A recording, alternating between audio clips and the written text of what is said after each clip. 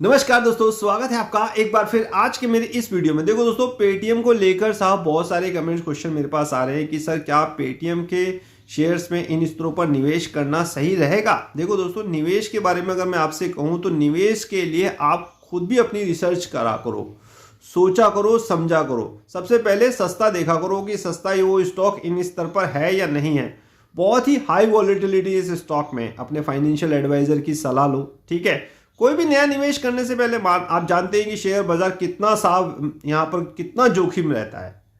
ये पेटीएम का स्टॉक साहब 800-900 पे ट्रेड करके और एक ही खबर ने इस स्टॉक को साहब आधा कर दिया, 400 का लो। अब आप सोचिए कितनी हाई वॉलेटिलिटी है, एफआईआई की जबरदस्त होल्डिंग।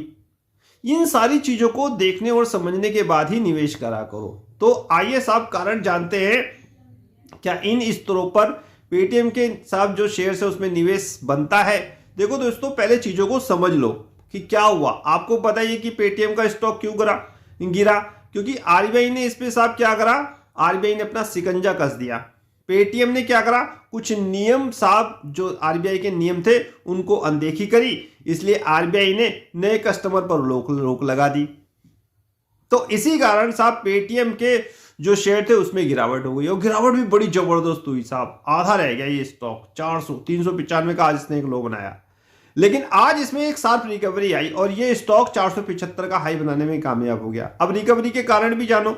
रिकवरी के कारण ये थे कि साहब कहा यह जा रहा था कि आरबीआई के फैसले के खिलाफ जो पेटीएम है वो कोर्ट जा सकता है, लेकिन पेटीएम ने कहते हैं नहीं, हम कोर्ट नहीं जाएंगे, हम चीजों को सही करेंगे। जो आरबीआई ने हम पर साहब वो लगाया है, क्या कहते हैं, हमें बताया है, हमें आगाह किया है या हम पे पाबंदी लगाई है, उन गलतियों को हम सुधारेंगे, ये कहना है पेटीएम का। उनका ये भी कहना है कि कोर्ट में अगर हम जाते हैं तो ये जो कोर्ट की लड़ाई होगी ना, ये लंबी हो जाएगी। इसलिए साहब कोर्ट में अब पेटीएम का जाने का कोई इरादा नहीं है। उसको साहब अपने ही स्तर पर आरबीआई के साथ मिलकर काम करना है, चीजों को सुधारना है। पहली चीज तो ये कि चलिए साहब अब आगे से पेटीएम इस तरह की गलती नहीं करेगा और साहब जो भी आरबीआई के रूल्स हैं उनका पालन किया जाएगा। और दूसरी खबर ये भी है साहब कि जो पेटीएम है वो आरबीआई से, फाइनेंस मिनिस्टर से साहब जो भी पाबंदियां लगी हैं पेटीएम के खिलाफ उनको हटाने की भी मांग कर सकता है।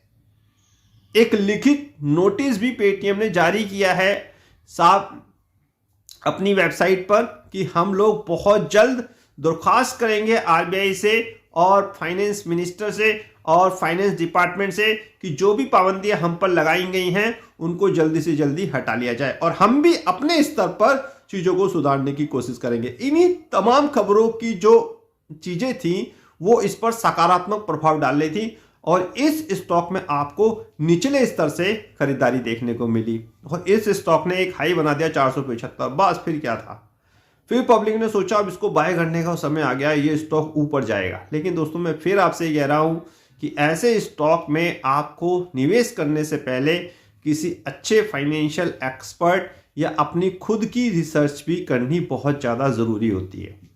हाई वॉलेटिलिटी स्टॉक है, आरबीआई ने क्यों पाबंदियां लगाई हैं, ठीक है, इन सारी चीज़ों को आपको देखना। आप चीज़ें कह तो रहा है पेटीएम सही कर देगा, लेकिन कितनी गड़बड़ी होंगी केवाईसी में आप सोचिए। हाई वैल्यूएशन पे 100 की पी के ऊपर ट्रेड कर रहा था साहब, ये कितनी महंगा।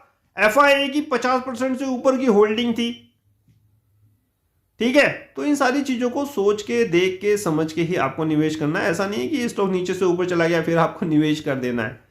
आप भी खुद भी अपनी रिसर्च करिए और आप भी अपने खुद के फाइनेंशियल एडवाइजर, जो भी आपका फाइनेंशियल एडवाइजर हो, आप उनसे सलाह मशवरा करिए। अगर आप मेरी एडवाइस जानना चाहते हैं तो डीमैट आपके लिए बेटर रास्ता है, यानी कि बहुत अच्छा रास्ता है। आप डीमैट खुलवाइए और उन स्टॉक के बारे में जानकारी प्राप्त कीजिए जिन स्टॉक में आप निवेश कर सकते हो। तो फिलहाल ये एक वीडियो था पेटीएम के ऊपर। अगर पेटीएम से रिलेटेड कोई भी क्वेश्चन क्वेरी हो तो आप मुझसे फोन कॉल या व्हाट्सएप पे पूछ सकते हो, जो मेरी व्यक्तिगत निजी राय होगी। फिलहाल इस वीडियो को समाप्त करने की आज्ञा दीजिए। नेक्स्ट वीडियो में नए अपडेट के साथ होगी मुलाकात, तब तक इंतजार कीजिए। फाइनली नमस्कार।